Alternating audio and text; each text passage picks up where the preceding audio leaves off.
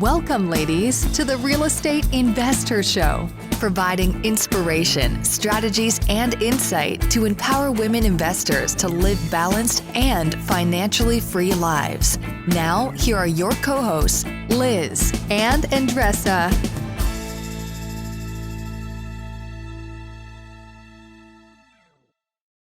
So in today's episode, ladies, we have Corinn Altomare. She is from Hearthfire Holdings. Her and her husband run this business, and they own and operate assets close to $9 million in their business. So she knows what she's talking about. Their focus is self-storage, and selfishly, and very interested in. Oh my God. Did you plan that? You were selfishly interested in self-storage. Okay. So on today's episode, we get into some really great tips and strategies. If this is an asset class that you want to learn more about or grow what you have, regardless of where you are. First thing that I want to say, just most helpful, was how important it is to know the local market. I mean, that's important for any real estate venture, quite honestly, but it seemed to be really important because your clients are really going to be businesses or people close in the proximity of where you are. So, whether it's you or someone else, but that seemed to be a very important characteristic she talked about. And I did not know that before. And I think, ladies, you'll get a lot from that segment and the whole episode.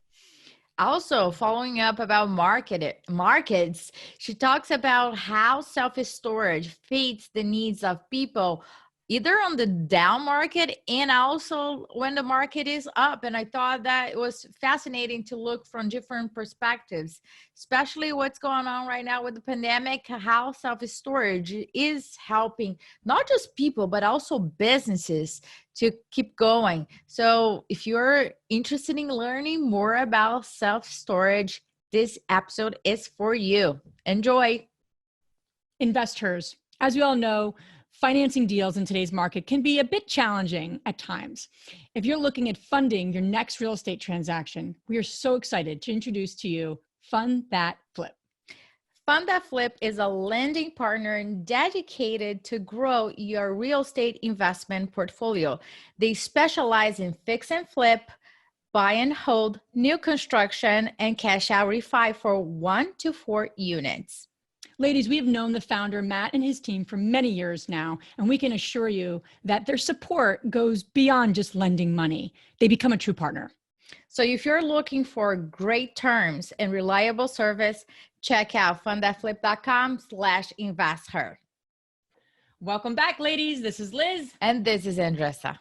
Welcome back to the Real Estate Investor Show, where we are up to some amazing things supporting women, right? Living Absolutely. A financially free and balanced life. So we're excited to have Corinn on our show today. Corinn, welcome to our show and thanks for being with us. Thank you for having me. We're excited to jump into Corinn's story. She is a meetup leader, one of our investor meetup leaders in Philadelphia, and just an extraordinary person inside and out. So we'll get to her story in a moment. But like we always do, Andressa, we like to connect with all you amazing women. Yeah. Just something that's coming up for us or just something to share with you. What's going on with you? Yeah, there's a lot going on. What isn't going on with me, right? But there's a lot happening in the world. There's a lot happening for all of us, right? With everything happening and all the uncertainty, but certainty. What I'm really grateful for right now, because I think that is a good place for all of us to be, especially when your mind starts to wonder of the things that we're not grateful for. It's really good to stop and say, what are you grateful for? All of our meetups, we were growing our meetups really, really well, right, Andressa? And Corinn knows. And then obviously, the coronavirus hit. So a lot of in-person anything stopped. So I'm just grateful for all the meetup leaders that have converted their meetups to like a virtual setting. So Zoom calls, I think we have 4 or 5 happening every week. So I really wanted to encourage the women watching the podcast, listening to the podcast, however you're consuming this information, to head over to our Facebook group. It's a free group. It's about 3,000 amazing women who are supporting each other. We're very, very, very diligent to not have spammers in our group. Andressa and I watch it all the time, and we have other folks helping us. So And just go to the events page, and you can access any meetup right now across the country virtually. And I don't know if we'll ever have that again. So I just really wanted to encourage the women listening to do that and to be part of those great meetups. Yeah, another space that they can find all the meetups is at meetup.com/investor. And all the meetups that you see there, you will see that they are virtual, and you can register there or on our investor community page, either or. But I will certainly look at it. And that's something that sometimes people were always asking when there is a meeting, in Boston or New Jersey, and you're in like California and you want to attend that.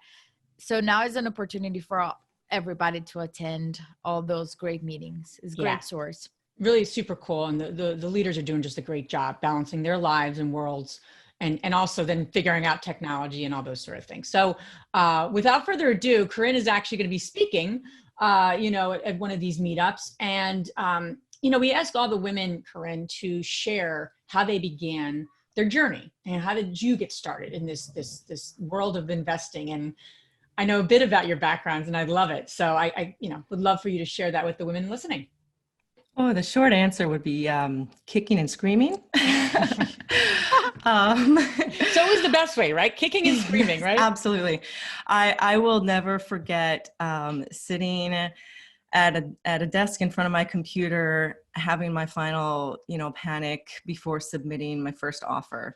But my previous career was in music, still is in a small part in music.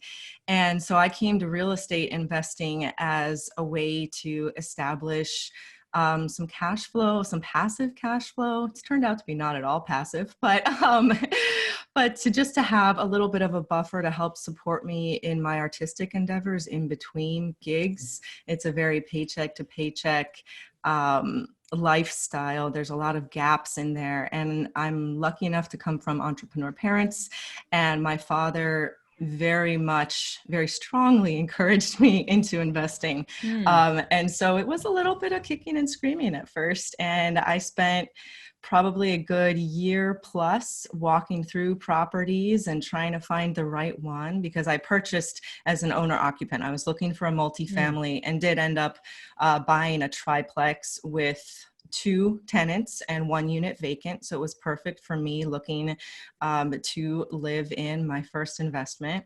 And it was a struggle. It was in a new part of town. I'm from Los Angeles originally. This was in Philadelphia. I had been in the city for maybe a little over a year at that point, starting to learn the neighborhoods, and Philadelphia is very neighborhood specific. So that's a slightly long-winded way of saying how I got started into real estate investing. I needed something underneath me as I performed and pursued my passion projects. And so when I first got started, it was for that. It was something so that I didn't need to continue in my W-2 job necessarily. I had always worked in some sort of office environment to help pay the bills in between gigs as well. And this was just an extension of developing a stronger financial foundation that would allow me to go after my passions. And overall, I think we all want that, right? No matter if you're like an artist or you're entrepreneur and you want to invest in something else, just real estate is a tool for us to have the freedom to do whatever we want to do with life. And you started with that in mind. So looking back, right? We always say, oh, if I knew this, then I'll have done different. Is there anything that you will have done different if you knew what you know now? Or what are the pitfalls that you could have avoided if you knew then what you know now? So our first couple of properties we purchased individually. And then we started purchasing in syndications with family and friends. And we stood up a separate LLC for every partnership and every property. That ended up being a lot of administrative overhead. And we set it up to be ultra conservative and protect every investor from every possible avenue of lawsuit, damage, and minimizing exposure. My father's an attorney, so we were coming at it very conservatively.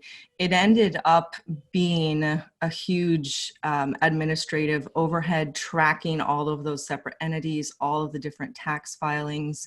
And so now I would find a different way to approach that, maybe from a global LLC or some. I'm not an advisor, so I don't necessarily have the answer, but I would maybe find a different way just to try to cut back, because of all the hours and focus that we spent overseeing all those different entities. We could have spent some of those time, finding the next deal and continuing to grow. I don't regret any of the choices that we made. It got us to where we are today. We're managing $9 million worth of assets right now after 8 years. So I'm not complaining at all. That was just one aspect of operations, because we're a two-person shop. It's my husband and I, and we do everything. So that was one part that there's a lot of legal complications there, that if we were larger, we could have outsourced sooner. And maybe if we were smarter and had structured things a little bit more simply from the get-go, it would have opened up some more of our time. Yeah. Yeah, I could definitely relate to that in a lot of ways, because it's like, you really don't know what you don't know, right? And we all say that, but it's so true. So, and we wanted to be ultra conservative, especially when you start out syndicating and you're dealing with other people's money and financial futures. We just wanted to make sure that our investors were protected. So I don't regret the choice at all. Yeah, absolutely. So, and when you started, you started investing with your own money. Then the first syndication, was that on the residential side? Was that on the self-storage side? Because I know you're heavily focused on self-storage, which we really want to get into today. I think that's such an important asset class, especially with everything happening in the world. But I'm curious, did you start syndication when you got to self-storage your investments, or is it residential? Yes. So we started syndicating smaller multifamilies in 2014. And these were small multifamilies in the Philadelphia area. Started out just with family. It grew to include very close friends, and then other people started finding us. And so what we did is we were in a very heavy acquisitions phase, really from 2013, which is when we were personally buying, 2012, 2013, and then 2014, we started syndicating. We continued buying until 2016, smaller multifamily residential. And at 2016 also started including some commercial spaces, mixed use as well.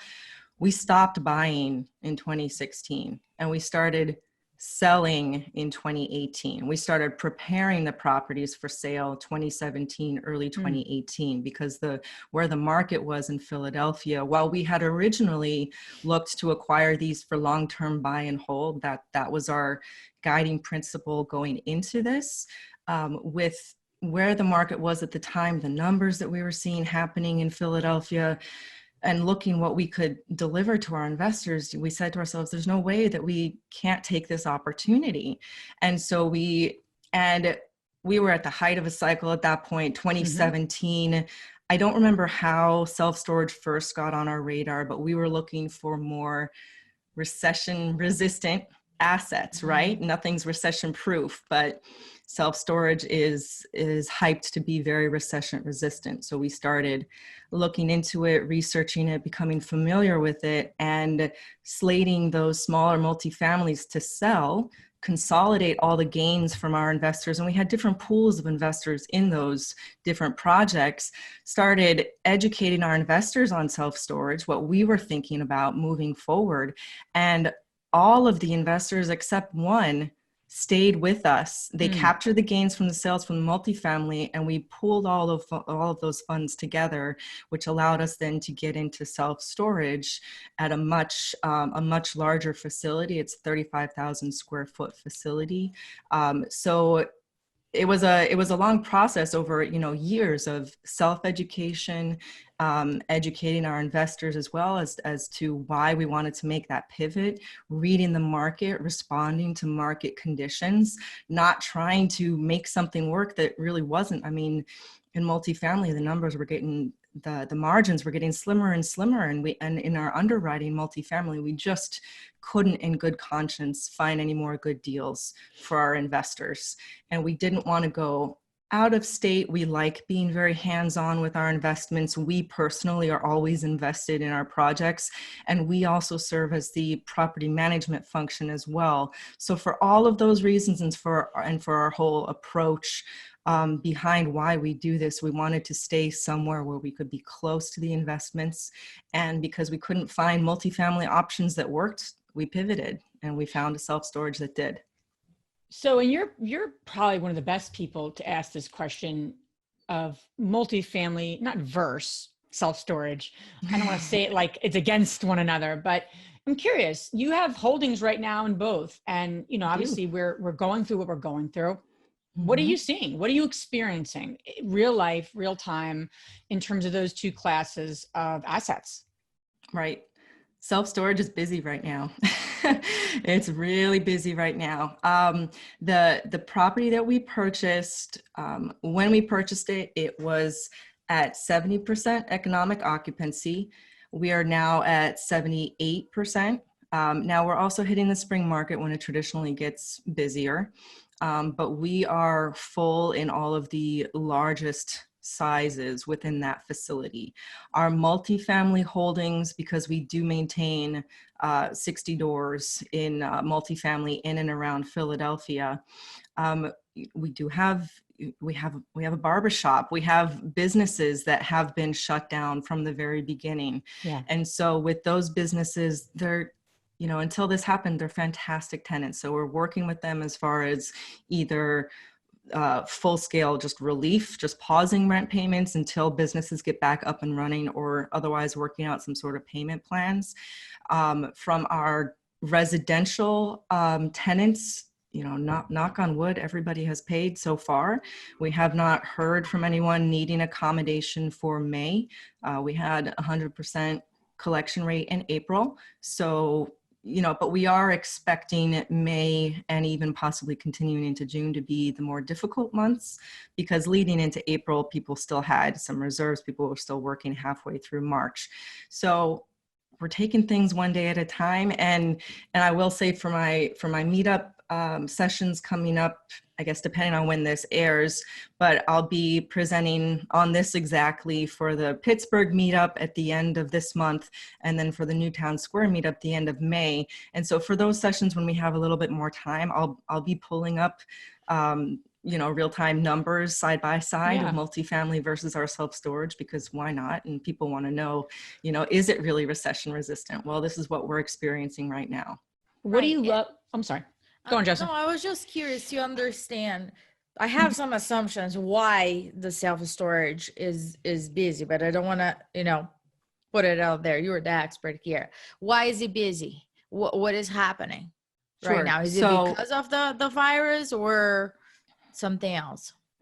From a personal perspective, if people have to downsize, then they're putting their belongings into storage. If they're downsizing from a 3-bedroom house into a 1-bedroom apartment, they're putting their things in storage for in the short term, hoping that when things get better, they can move back into the home of their dreams. For businesses, self-storage is cheaper to store whether it's product, whether it's if you're shutting down your business for now or closing down your commercial storefront, but you don't want to sell all of your equipment. If you had a restaurant or a kitchen, you spent thousands and thousands of dollars on your stainless steel grade, top of the line stove, oven, cooktop, all of that. It's cheaper to put into storage than to continue to pay commercial rent. The price per square foot is lower. We also actually we are donating space to local facilities that are supporting homeless shelters, collecting food supplies and things like that. So we're also working with the community to provide space to help allow for some of that. So self-storage is used in up times and in down times when things are great and you're making it, a couple extra zeros on your paycheck, and you want to buy, a boat or an extra 4-wheeler, or if you collect classic cars, people use self-storage for that when things are on the downturn, if you're either downsizing or you need to make a move to find more work, self-storage is an option there. That's really a good point, right? So you're hedging you're mitigating your risk one way or the other, right? Which is, absolutely, I think for everyone, is something we're always all trying to do, more and more of. I'm curious, the women listening, say they want to learn more, get involved in self-storage, in their experience in real estate, what did you wish you knew transitioning from one asset class to another? First question, what did you take from what you knew of assessing multifamilies and on that side of it to the self-storage world? You're using words that are not used in multifamily, right? You've already used a few words that I know what you mean, but I'm like, oh, okay, that's how you say it in the self-storage world. Sure. So there's a whole vocabulary, right? There's a whole vocabulary or a lingo, so to speak, that you've had to learn and understand and be able to converse. Because you're not going to go to a seller of a self-storage and start just saying stuff. They're going to think these people they don't know what they're talking about. So you got to know what you're talking about. So right. How did you make that shift, and what do you wish you knew? And what would you share with the women listening that want to really learn more about this really interesting and probably very powerful asset class as we move into what we're moving into with a recession? Right. So we took everything that we had learned from property management. So since we had always been hands-on property management for our residential properties, those same sort of systems approach to running the business, right? We started our company very shortly after acquiring the first building because there was no way that I was going to be knocking on doors collecting paper checks. So we built in a whole back-end system of fully fledged property management software and automated the heck out of the operation. So we did the same thing for self-storage. The property that we acquired was run by a husband-wife team for 30 years, and before the wife, the husband and his father. So it was a really great family legacy, very deeply connected in the local community. And self-storage also is a local business. Your client base is going to be 1, 3, 5 miles. So when you're assessing the property, and in rural areas, that will spread out to maybe 10, maybe 15 miles, but it's very much a close-knit impact. So when you're looking at properties, you're looking at who's around you in the immediate area, you're looking at the demographic numbers, you're looking for your client base, right? And so the tools and the approach that we brought to self-storage was everything that we had learned in residential property management, but with way less overhead. I mean, you're not dealing with individual plumbing systems or electrical. I mean, self-storage is concrete slab, steel metal buildings, sheet metal roof, and doors that roll up and close and lock. I mean, it's fantastic. No toilets. No toilets. Toilets, trash, and tenants are the three T's that you don't have to deal with in self-storage. But so for anyone listening who's maybe approaching burnout from the landlord perspective, self-storage is a great opportunity to minimize the burden on running day-to-day operations. You can implement some really fantastic technologies that make things, you completely hands-off. There are a number of facilities now that are completely unmanned, meaning there's nobody on site. If anybody rolls up and is interested in a unit, they would just pull up the website on their phone. You can get a remote one-time view code to get through the front security gate. You tour yourself. You can call someone on the phone, or you can do a full move-in reservation, e-signature of your lease and everything from your phone without talking with anyone. And that's how we set up our facility. When we acquired it, it was completely handwritten ledger and completely paper-based. The owner had a website but didn't know how to get to it. And so we just threw all the new technology at it in order to make it run with as little overhead as possible and successfully as possible. That's kind of like a perfect scenario, right? It was perfect for us. Yep. Yeah. So I'm curious, like how you guys find it, how you fine, like you drive 18 around and months, just like 18 months of looking. This was an on-market listing. I know people that have great success with off-market. That's a whole other skill set and one that I have not perfected yet. For our first acquisition in a new asset class, we felt most comfortable going with something on market, working with a broker, being able to fully vet through the broker and their intermediaries all the numbers and all the ins and outs of the deal. So this was an on-market listing. It came through a brokerage that we had looked at a few of their other listings, been outbid on. And so we were on their mailing list as far as when things hit the market. We had started to develop a relationship with that house. And so, and we were very upfront with this particular project. In our cover letter, when we submitted our offer, we explained our history as a husband-wife team, investing with our family, our focus on not being hands-off, maintaining the family and community legacy and honoring that. And I think that really helped because we certainly were not the only offer. But I think that certainly helped set us a little bit apart when the seller was considering. And it ended up being a really wonderful experience. We had a few days on site together working with the seller, before we finally got to the settlement table, which was really helpful as well for us to just see how he was operating it and get a better feel for things. Absolutely. So when you're analyzing the deal, I'm just curious to see, when we're analyzing, different deals, we have those criterias. If the property does not pass those criterias, it's a no. For self-storage, what are the numbers that you're looking for? You're looking for, 50% vacancy, 80% fully, occupied. What are the numbers and other measures that you want to see on an ideal property for you guys? Property. Sure. So for us, the fact that this project had no technology presence was a positive, right? We knew that we could add value there. The occupancy there was not incredibly low, but it was low enough that we figured, okay, well, we throw some technology at things and we can bump those numbers up. I know other investors look for much lower occupancy, 30 to 50%, or even if it's under 30%, they're not necessarily scared off. We didn't want anything that was too far on the extremes, again, because it was our first entry into this. We didn't want to bite off more than we thought we could handle confidently. So the numbers where it was at was great.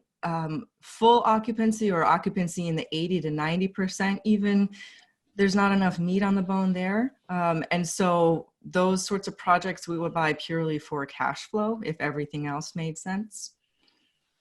That's great. And I think what you're saying is something that the women listening really need to hear. A lot of what you said, but most importantly, as everything is unfolding, businesses, the amount of businesses, self-storage is obviously connected to investing, but it's really a business. It's a business. It absolutely is. Yep. So then you think about the statistics and the amount of businesses that are are affected right now.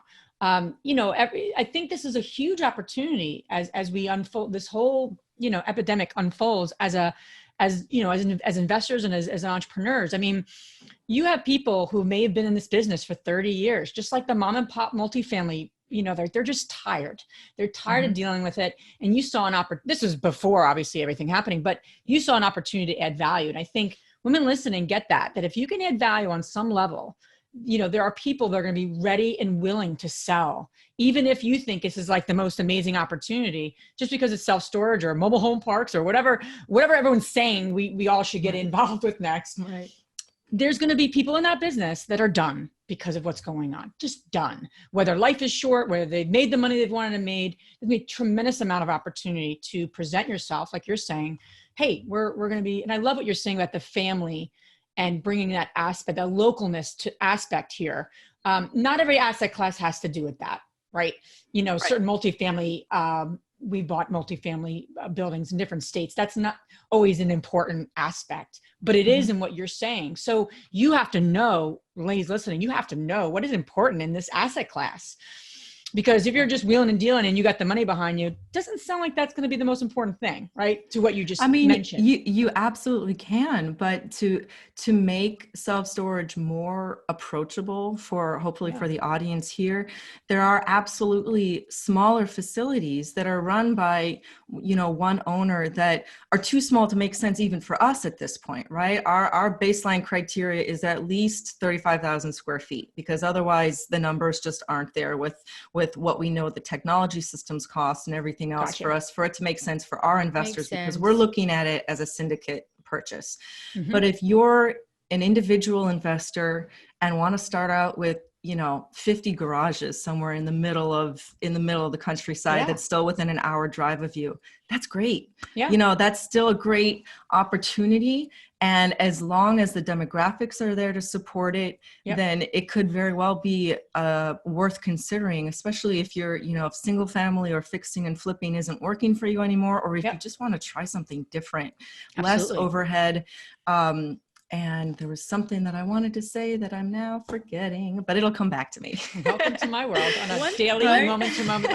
I've had that happen during our interviews, right, Andres? I'm like, I just stop and I'm like, I don't even know what's going on here now. I'm joking. So before I forget mine, you mentioned about the demographics, right? So, putting the property itself aside, what are you looking for in terms of demographics, employment, growth? What are the other items that is important to you guys? Right. So general rule of thumb for self-storage is 7 square feet per person. So you're going to look at your population density, and that changes whether you're urban, suburban, or rural. So whether you're in the 1 mile radius or 10 mile radius, it depends where you are.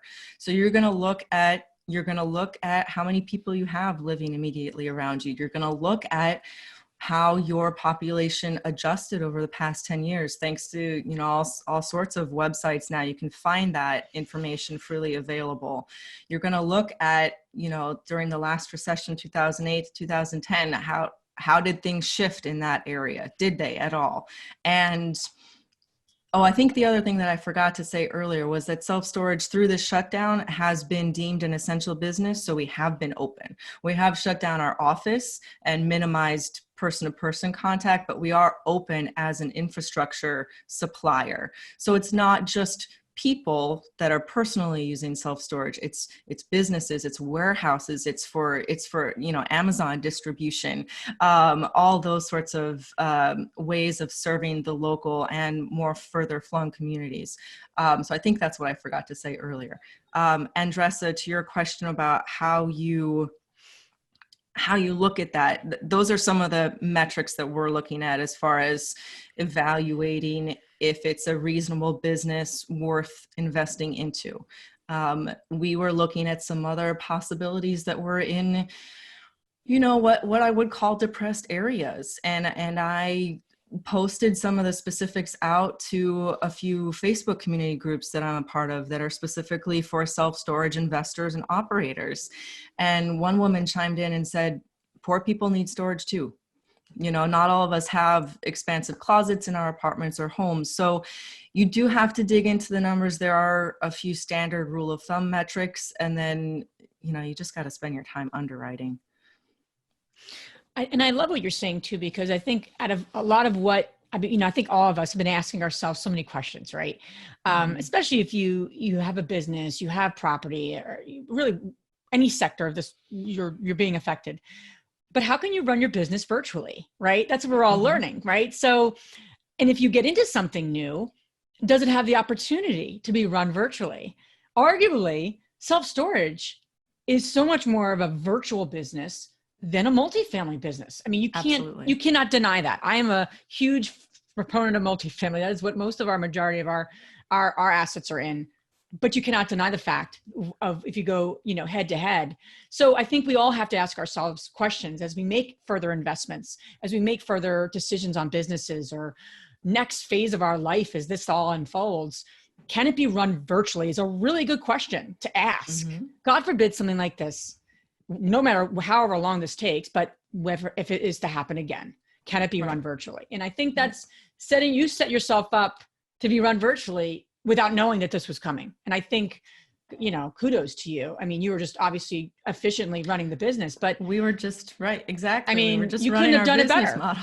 You know what I mean? Like, that's awesome. We made it we all can learn in from the that. nick of time. Yep. Yeah. I mean, our whole focus, because as we built our business, we were both working full-time jobs as well as managing residential properties. So we had to really tighten things up and make sure that things could be handled, within those 10 minutes in between meetings or during lunch hour or, after hours. So everything that we learned and built and developed all those years led up to what we were able to do and grow into self-storage. And it absolutely is possibly to be completely hands-off. I mean, we have a part-time on-site woman who lives 4 minutes down the road. But even before this hit, she was 20 hours a week. And then the rest of the time we were managing, kind of had a juggling system and schedule as far as who's going to be on phones. And you can even outsource phones with call centers now. Plenty of the bigger operators do. We didn't want to introduce that additional expense right now. We get a lot of we go very far with Google Voice. We're very much a Google shop. So we use all of the free or nominally priced tools first, and then only pay for what we find we actually need. It's really great. Well, you're a wealth of information. Ladies listening, you need to learn more about Corinn and her husband and what they're up to. They just are great people and running a really growing business, which is, I don't know if everyone could be saying that right now. So where can the ladies listening learn more about you and all the neat things you're up to? Sure. So our website is hfireholdings.com. I personally am on Facebook. Our company is on Facebook. I am not on Instagram, but our company is. So you could follow us there. I mistakenly joined Instagram personally and found it to be just too much. So I had to disable the account. There are too many ways to stay connected nowadays. And there's so many avenues and I'm not any good on any one. So probably personally, Facebook, you'll see me around the meetup groups. So if anyone listening is not a member of your Facebook community for the real estate investor, then I would encourage you to join there, and you'll see me on the page for those sorts of conversations as well. Yeah. And I think I gave you enough contact points there. And Corinn is a leader of our Philadelphia chapter. She's doing an amazing job there. I highly recommend you guys to check what they have in storage for you guys. I think the next one is going to be you guys doing the BRRRR strategy. Yes. It's going to be refinanced. It's going to be the refinance section. So, and it's funny because I know nothing about BRRRR, right? So I feel like a complete imposter putting this on, but I'm not speaking. I just facilitate. Exactly. So 2020, we've been doing a little kind of mini session on BRRRR, and each month breaking down each step in that process. So next month is going to be the final step, which is refinance, or I guess repeat would be the final, but we're going to be talking about refinance, which will be interesting because nowadays, the whole financial lending industry is changing. So we'll see, what we can talk about that is still relevant and timely, and acknowledges that we are living amidst massive change right now, and maybe the old rules don't apply. But here's what we can find that's working, right now. So I love that. Yes, that community is amazing. We're over 800 members now. It's incredible. Unbelievable. So you guys that are hearing us right now, you can go to meetup.com/investor or check out the events page on our Facebook investor community. Now we're going to transition to our fabulous 3 questions. And Corinn, the first question that I have for you is, in terms of books, right? We talk about books and everything else. What's the most transformational book you have ever read? And this is supposed to be a short answer. Okay, so I'm going to say the Bible.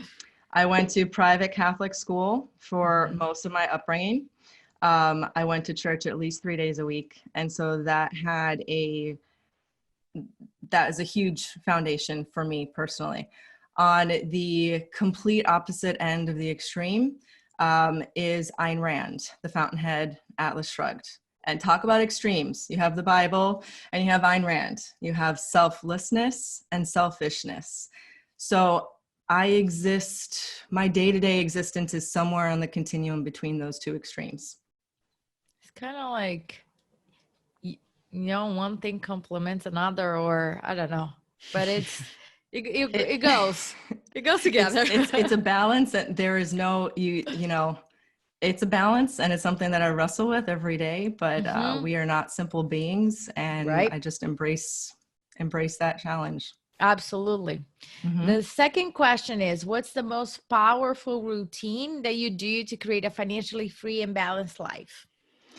Wake up before everyone else. So I have a 3-year-old daughter. And when I started, and I am a morning person, thank God. But when I started implementing and keeping myself on the schedule of waking up with at least an hour or two before she does, so that I can read and write and make sure that I'm clear on my priorities for the day, either get out to the gym or do some home yoga, that sets my day up so much better. And my husband can tell you the difference in my personality when I don't. So, wake up when it's still dark. Oh, that's awesome.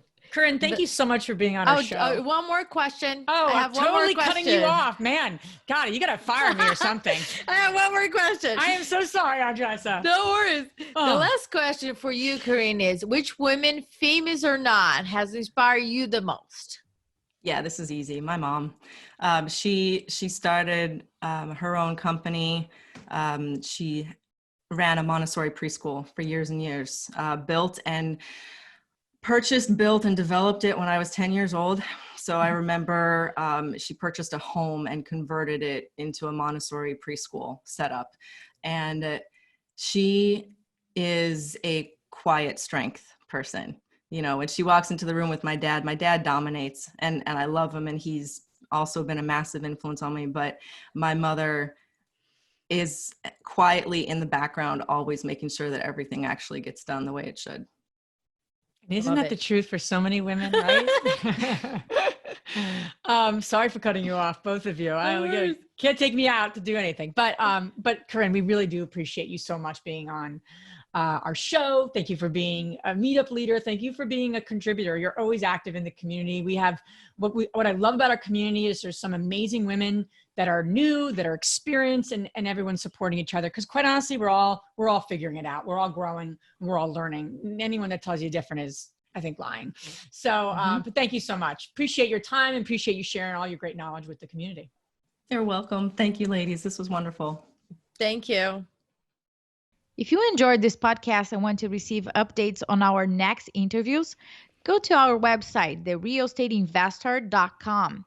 There, you can subscribe to our show, become part of our investor community, and get updates on upcoming episodes.